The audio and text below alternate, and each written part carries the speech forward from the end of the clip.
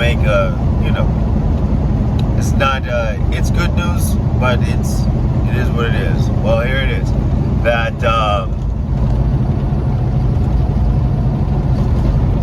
according to relationships and whatnot, the importance of this is that as time goes on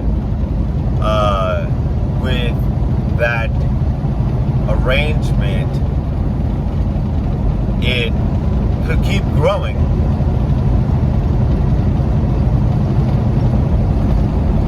And the thing about it,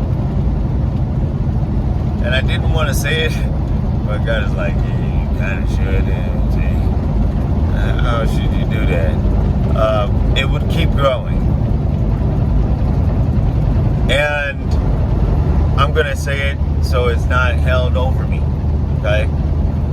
You have to understand. What if, not even what if, it would keep growing to a universal marriage? Alright? In that, the whole point of this is to take emphasis off of having sex. That's important. Because when something is abundant and you have it all the time in front of you, it's like the grass you see. Alright? It's everywhere. Alright? And it all looks the same.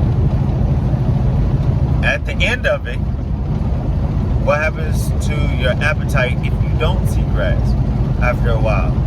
Like if you were in the desert or whatever, and they're like, oh man, but we never see grass. But when you do see it and it's everywhere, it's not a big deal. So the thing about it is that when it's everywhere and it's available, it's not a big deal. This means the emphasis is on what? Your relationship, your friendships, and love. Most importantly, love. Alright? It is love that you would have for the other person. Alright? Sticking by them, loving them, enjoying the company you spend with that person, respecting that person because you love them. That becomes chief and cardinal aspect in your life. Not about immorality or greediness. In fact, this is a cure for greediness and immorality. So, with that being said, that is what that is. Now, there was a secondary report of something. It was about a female going too far. And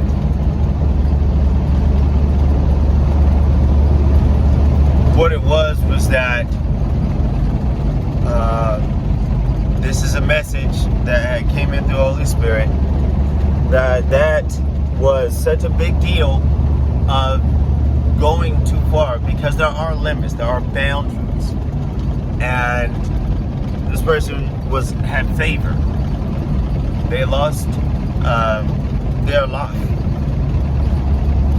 and whatever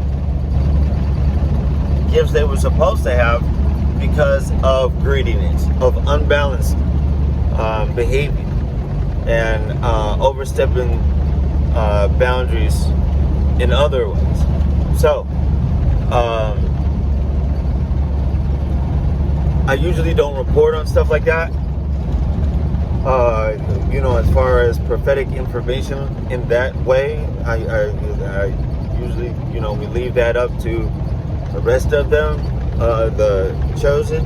But in this particular situation, it was such a pivotal information that was revealed. It was a lesson not just for that person, but a lesson for everyone. And it's kind of like Lot's wife turning around and turning into a pillar of salt.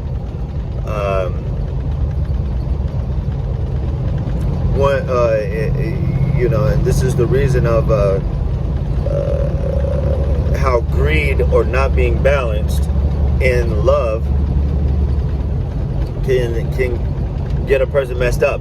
You think about money. Okay, money is one of those things that when you have a lot and have a lot of stuff, how could you have a lot of stuff and serve God? That's basically what that was, right? So because it had to do with greed, greed is a vision of lack in polarity. So because of the thought process of lack in the mind, the person will keep on accumulating, and it becomes greedy, and they start having a whole lot of stuff. All right. You could try to tag somebody who is rich with that, and you could tag somebody who is a hoarder with that. So honestly, that means that it doesn't matter if a person is rich or not. The truth of it is the greediness in itself, or unbalancedness. This information came from, to me, and then it was more information that was added in after. It was just like, whoa. So, which is a good thing. It's a great thing, because this woman disrespected God so much in certain areas, not realizing that she was disrespecting God. She didn't even realize it, because she thought God is only up here and it's not you and I.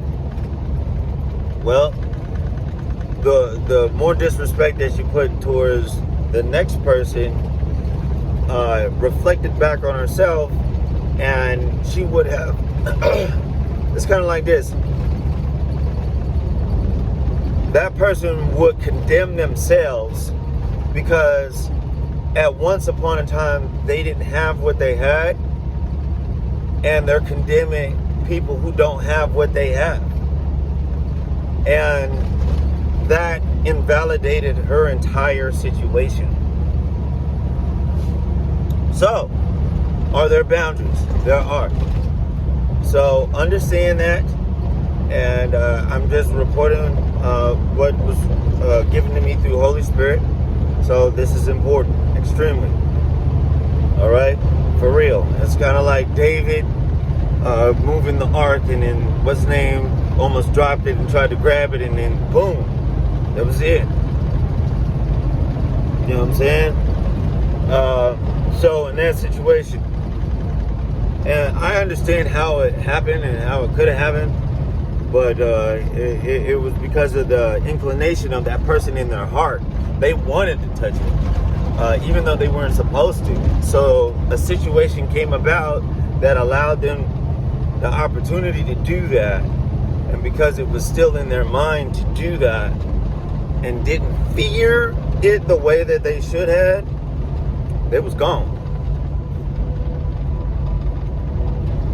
So when I say I really have Jehovah's Holy Spirit and understand, I really do. I understand. All right, and it's something that's scary. It can be when you see stuff like that, and like I said, it's a lesson for everybody. So hold it down.